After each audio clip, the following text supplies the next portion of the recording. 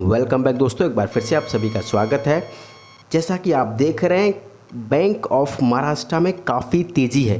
अब तेज़ी के पीछे कारण क्या है? कंपनी में रिजल्ट आया है और कंपनी का जो प्रॉफिट है वो काफ़ी उछाल देखा गया है कंपनी के प्रॉफिट में। इसलिए कंपनी में आज 6% के बढ़त देखी गई है, 6% की उछाल देखी गई कंपनी में। तो कंपनी की खबर भी हम आपको दिखाएंगे, रिजल्ट भी आपको बारी से समझाएंगे। तो इससे पहले आपसे रिक्वेस्ट करेंगे, अगर आप चैनल पर नए हैं तो चैनल को सब्सक्राइब और बेल आइकन हिट कर लीजिए। शेयर मार्केट से जुड़ी कोई भी खबर होगी तुरंत आपको मिल जाएगी। पहले आप कंपनी का चार्ट देखिए। कंपनी में आज 6% के रिटर्न्स हैं और कंपनी का अगर एक महीने में देखें तो 21% के रिटर्न्स हैं। कंपनी के पास काफ़ी फंडामेंटली कंपनी ठीक है और कंपनी के पास रिजर्व भी है और कंपनी की अगर हम सीट देखेंगे तो वो भी काफ़ी मजबूत है। टेक्निकली हो या फंडामेंटली हो, दोनों तरह ये बैंक मजबूत है और रिटर्न भी कंपनी ने ठीक दिया है। पिछले एक साल में 90% के रिटर्न हैं। चार्ट में काफ़ी उठापटक देखने को मिली है हमें। तो अब हम कंपनी को आपको रिजल्ट दिखा देते हैं। कंपनी का रिजल्ट काफ़ी अच्छा आया है। ये आप कंपनी का नोटिफिकेशन देखिए, 21 तारीख का नोटिफिकेशन है। अब हम कंपनी के रिजल्ट पर थोड़ी सी नज़र डालते हैं। अगर आप कंपनी के टोटल बिजनेस ग्रोथ देखेंगे तो 13-13.5% की बढ़त देखी गई है। 2,96,808 करोड़ रुपए की बढ़त देखी गई है कंपनी में। और टोटल डिपॉजिट अगर देखेंगे तो 14.5% के आसपास उछाल रहा है, क्योंकि 1,81,572 करोड़ रुपए की बढ़त देखी गई है। और कासा भी कंपनी का इंक्रीज हुआ है, क्योंकि 22% के आसपास इंक्रीज हुआ है। ग्रॉस एडवांटेज देखेंगे तो वो भी कंपनी का 11% के आसपास से बढ़त देखेगी, जो कि 1,15,235 करोड़ रुपए बनता है।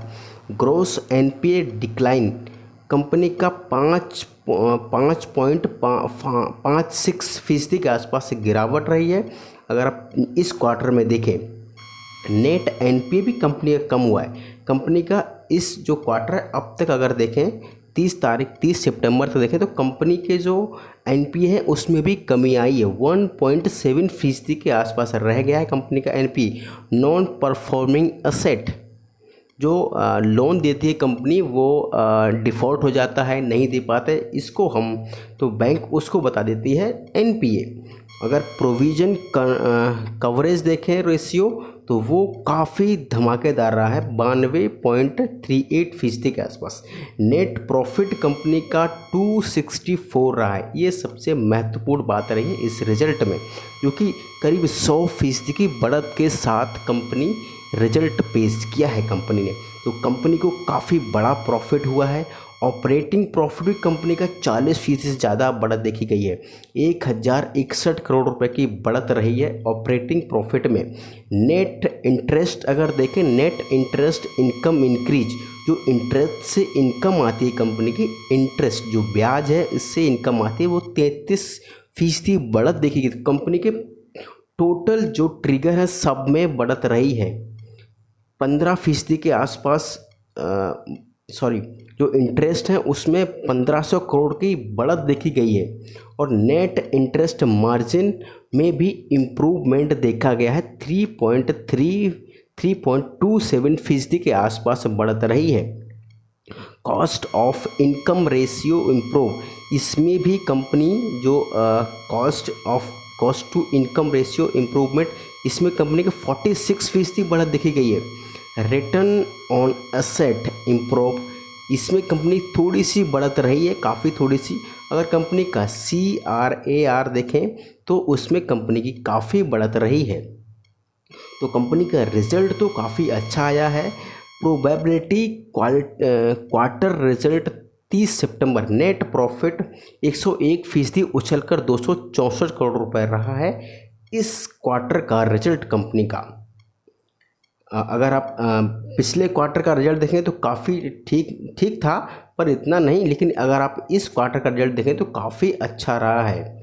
ऑपरेटिंग प्रॉफिट कंपनी के बढ़ गए हैं। कंपनी के सारे जो भी ट्रिगर हम देख रहे हैं उसमें सब में बढ़त देखने को मिली है।